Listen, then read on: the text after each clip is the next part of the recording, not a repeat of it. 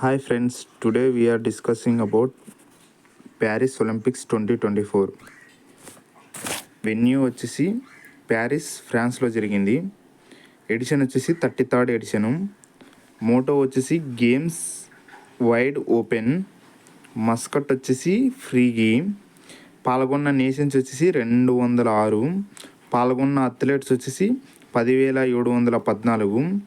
జరిగిన ఈవెంట్స్ వచ్చేసి 329.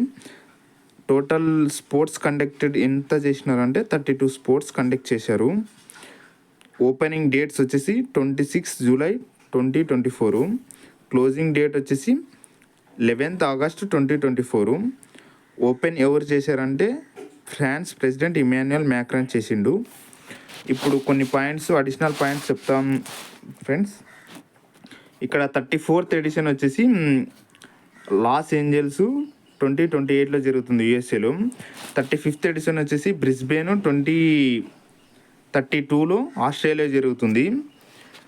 ఇక్కడ వచ్చేసి మన ఇండియా తరఫున ఫ్లాగ్ హోస్ట్ చేసిన వాళ్ళు వచ్చేసి ఓపెనింగ్ సెరమనీలో Sharath Kamal Achanta table tennis player, తనతో పాటు పివి సింధు బ్యాడ్మింటన్ ప్లేయరు.